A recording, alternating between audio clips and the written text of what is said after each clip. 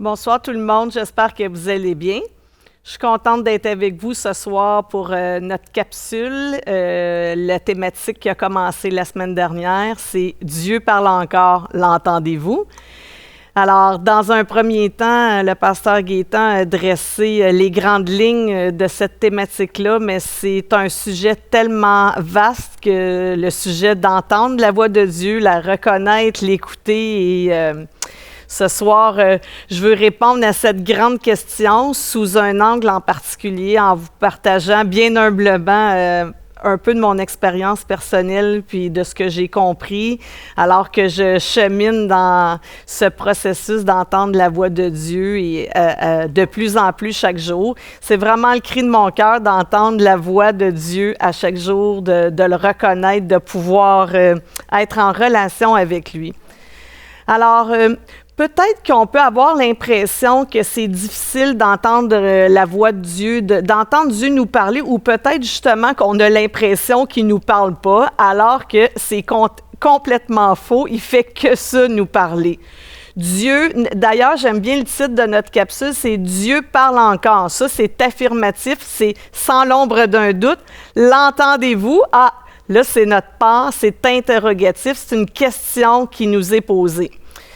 Alors, cette question-là, pour moi, c'est comment écouter et discerner la voix de Dieu? Comment reconnaître la voix de Dieu? Comment savoir si c'est lui qui me parle et savoir si ce que j'ai entendu, ça vient vraiment de lui ou c'est pas le fruit de mon imagination? Vous le savez peut-être pas, mais Dieu vous parle déjà et vous avez déjà entendu Dieu. Mais peut-être que vous savez pas que c'est Dieu. Vous allez me dire, ben oui, mais comment est-ce que c'est possible? Il y a un verset dans Job 33, 14 qui dit « Dieu parle tantôt d'une manière, tantôt d'une autre, et on n'y prend point garde. » Alors, peut-être que Dieu vous a parlé et que vous n'avez pas été à l'écoute parce que vous n'avez pas reconnu sa voix. Puis, j'aimerais vous dire une chose, c'est que entendre la voix de Dieu, c'est pas réservé à une élite. C'est pas je parle à eux, je parle pas à eux. Alors, Dieu veut faire entendre sa voix à tout le monde et tout le monde peut entendre sa voix. Peut-être qu'il faudrait définir ce que parler veut dire, parce que là, on parle d'entendre la voix de Dieu, mais quand j'ai entendu Dieu me parler. Moi, j'ai jamais entendu Dieu me parler d'une voix audible. J'aimerais vraiment ça. D'ailleurs, j'ai lu des histoires à qui c'est déjà arrivé. J'aimerais ça vivre cette expérience-là, mais pour l'instant, je ne l'ai pas vécue. Mais quand on dit parler, alors on pourrait dire entendre Dieu nous parler d'une voix audible, mais on pourrait dire aussi que parler, dans le fond, c'est entendre Dieu nous communiquer son cœur. Et là, il peut s'agir d'une parole audible, une parole écrite, une image, une pensée, parce que c'est comme ça que Dieu se révèle à travers de nous. Il se sert de notre intelligence, de notre cerveau, un songe, une vision, etc. Alors, entendre Dieu nous parler, c'est de différentes façons, dans le fond, on pourrait dire communiquer. Donc, il s'agit davantage d'apprendre à reconnaître comment il nous parle, à distinguer la voix de Dieu parmi toutes les autres voix et toutes les autres choses qu'on peut entendre et pas s'attendre seulement à ce qu'il nous parle d'une seule façon ou la façon dont nous, on a décidé. Alors, il y a un verset important qui est dans Jean 10, 27, ça dit « Mes brebis entendent ma voix. Je les connais et elles me suivent. » Alors, les brebis sont en relation avec leur berger et je crois sincèrement que quand on est en relation d'intimité avec Dieu, on entend sa voix. Je crois qu'on entend sa voix même par-dessus tout le brouhaha qu'il peut y avoir ou là où on est parce que sa voix nous est familière. Notre oreille est accoutumée à entendre cette voix-là. Un peu comme un bébé va reconnaître la voix de sa maman parce qu'il est dans une relation de proximité et d'intimité avec elle. Alors, je ne sais pas si vous avez déjà vu des vidéos. Le bébé entend seulement la voix de sa maman et là, ses yeux pétillent. Il sait que c'est sa maman qui est là. Et je dis que aussi, alors je suis en train de dire que c'est dans une relation d'intimité, de proximité, comme la brebis avec ce berger, et c'est une disposition de cœur. Jésus va dire que celui qui a des oreilles entende. Alors, est-ce que ça supposait qu'il y en a qui n'avaient pas d'oreilles? Je crois que Jésus, justement, parlait pas des oreilles physiques, mais bien des oreilles du cœur. Quand on est disposé à entendre, on peut entendre. Et dans Apocalypse 3:6, j'ai pas noté, mais de mémoire, c'est 3:6, ça dit que celui qui a des oreilles, on va répéter cette phrase-là, entend ce que l'Esprit dit aux églises. Alors, c'est une question d'être en relation avec l'Esprit. Dieu cherche à communiquer avec nous, à communiquer son message. Et tout au long de l'histoire, Dieu a mis en place différentes façons, différents dispositifs, différents moyens pour nous parler et pour nous communiquer cette volonté. Puis cette volonté-là, c'est comme la volonté de tout bon père, c'est-à-dire qu'il a besoin de communiquer avec son enfant pour le conseiller, pour le conduire, pour l'avertir des dangers éventuels, pour le rassurer, pour lui exprimer son affection. Alors, vous vous rendez compte, si Dieu veut nous dire qu'il nous aime, puis qu'on n'a aucun moyen de l'entendre, c'est dommage, hein? Ce serait vraiment dommage. Un moyen qu'on a, étant donné qu'on dit que Dieu nous communique par toutes sortes de moyens, c'est par sa parole. C'est un moyen par excellence, je dirais. 2 Timothée 3:16 va dire « Toute écriture ». Alors, l'Écriture sainte est inspirée de Dieu et utile pour enseigner, pour corriger, pour conduire dans toute la vérité. Alors, c'est un moyen, je dirais, le plus fréquent par lequel Dieu nous parle. En tout cas, c'est un moyen important qui est accessible à tous. Et c'est un moyen aussi de valider. C'est-à-dire, c'est le moyen par lequel Dieu vous parle pour valider une impression que vous avez reçue ou une parole que vous avez reçue, soit une parole que vous croyez avoir entendue ou une parole qu'une autre personne va vous apporter de la part de Dieu. C'est une question de cohérence. Alors, la Bible, c'est ça qui fait autorité. C'est la référence. Alors, Dieu ne vous dira pas autre chose, vous dira pas quelque chose, puis d'un moyen, puis se contredire avec la parole. Alors, s'il y a contradiction, c'est la parole écrite qui a le dernier mot. C'est cette parole-là qui est notre garde-fou et ça nous rassure aussi. Ça veut dire que si on se trompe, il n'y a pas de danger, sa parole nous met en sécurité.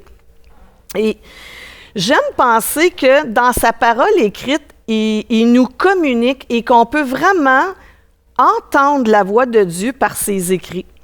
Moi, j'ai fait dernièrement une expérience de correspondance avec quelqu'un pendant plus d'une année. Je dirais qu'on se parlait par courriel au moins 3 à 4 fois par semaine. J'ai jamais parlé à cette personne-là. J'ai vu une photo, mais de cette personne-là quand ça faisait au-delà d'1 an et demi qu'on correspondait ensemble. Mais pourtant, je connais cette personne-là à cause des écrits. Alors, si je peux vivre cette expérience-là d'une façon humaine, à combien plus forte raison je peux la vivre avec Dieu? Alors, quand je lis ce que Dieu a écrit dans sa parole, la Bible, sa parole, communique à mon cœur, à mon intelligence, et je connais ce que Dieu veut me communiquer. Mais puis certains vont dire, oui, mais Dieu m'a parlé. Mais cette assurance-là, elle reste malgré tout subjective parce que des fois, on veut faire dire à Dieu, Dieu m'a parlé pour faire dire ce qu'on veut réellement dire. Alors, c'est sa parole écrite qui va valider cette parole-là. Alors, l'autre chose aussi, alors on parle de sa parole écrite. Dieu peut se révéler à nous d'une façon spécifique dans la Bible. Alors, ça, c'est quand vous méditez, quand vous êtes en train de lire la Bible et que là, tout d'un coup, on dirait qu'il y a un verset qui sort en lettres de feu, en lettres illuminées, en surlignant de manière très visible. C'est quelque chose qui vous va droit au cœur à cause d'une situation que vous vivez et là, Dieu vous parle par sa parole. Alors ça aussi, c'est une autre façon de reconnaître la voix de Dieu. Et je crois aussi qu'on reconnaît la voix de Dieu, qu'on entend la voix de Dieu quand on a une disposition de cœur à entendre la voix de Dieu. Autrement dit, je vais entendre la voix de Dieu me parler si et seulement si la voix de Dieu est importante pour moi. Et c'est ça qui va conditionner le fait qu'on entend la voix de Dieu. Alors, c'est de notre côté, parce que du côté de Dieu, il n'y en a pas de problème. Il veut nous parler de toutes sortes de façons. De notre côté, on peut mettre des choses en place, être disposé.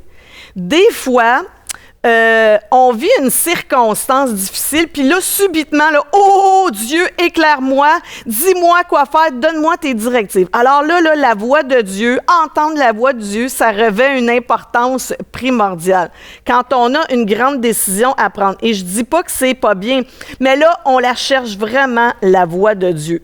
On est dans un besoin précis d'entendre la voix de Dieu.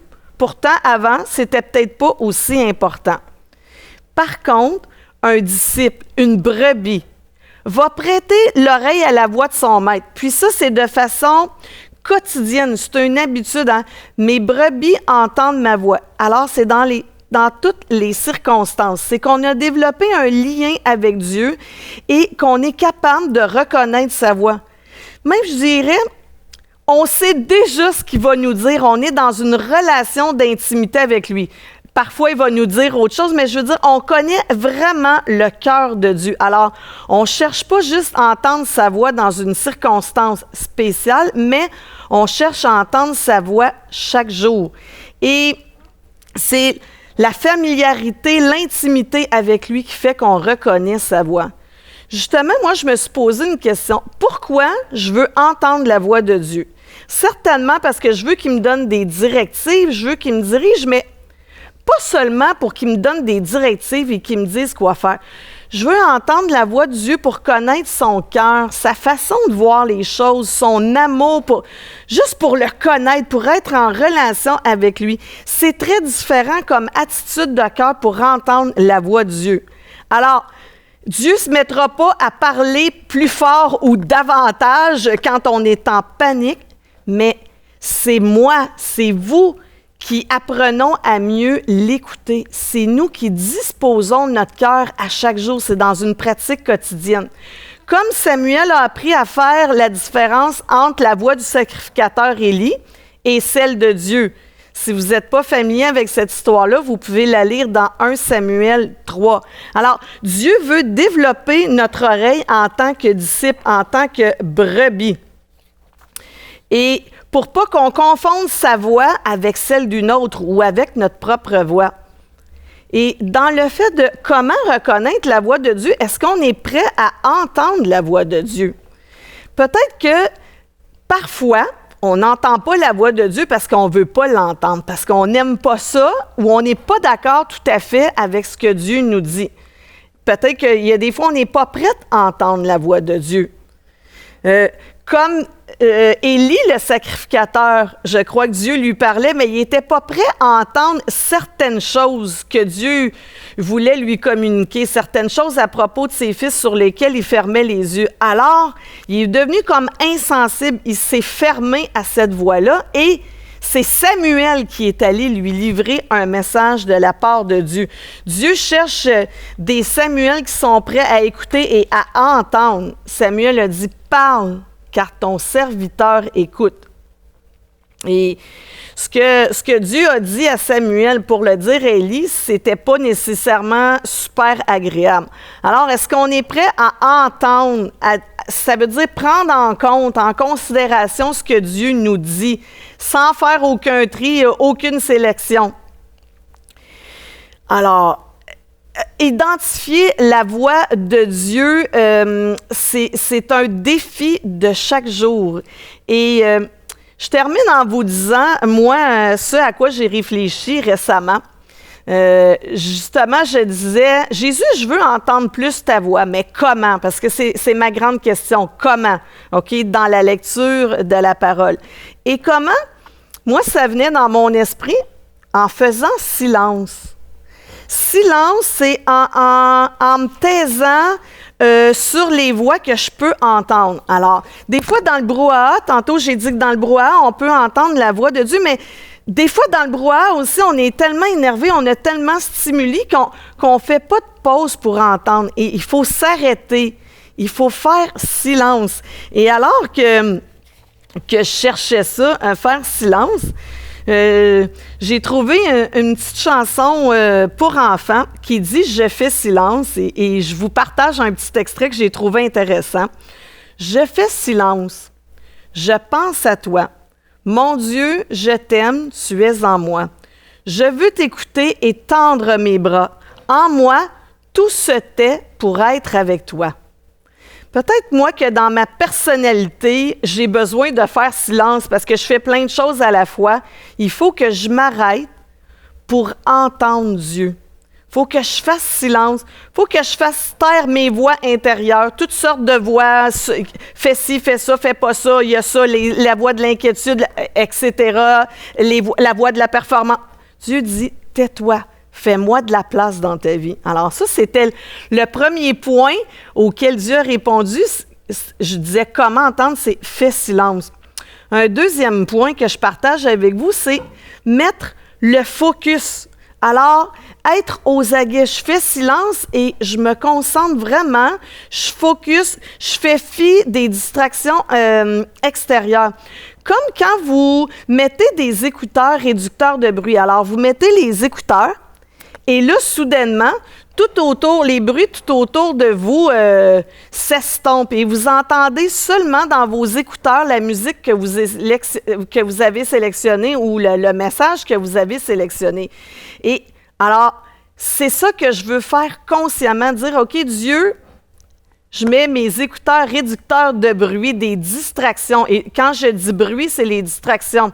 La télé, les iPhones, iPad, les conversations même que j'ai avec les autres êtres humains, j'ai besoin de faire silence et de mettre le focus sur Dieu et de dire qu'est-ce que tu as à m'apprendre. Et je crois, un dernier point que je veux partager avec vous, comment Dieu peut se révéler à nous? Il peut se révéler à nous quand on lui pose des questions. Moi, je l'ai posé à Jésus, cette question-là. Comment je peux entendre ta voix? Tout de suite, deux choses sont venues à mon esprit. Faire silence, mettre le focus.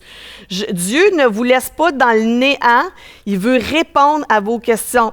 Parfois, la réponse va venir de vous. Parfois, la réponse va venir d'une autre personne. Ça peut être même quelqu'un qui ne connaît pas Dieu, mais qui vous apporte une piste de réponse.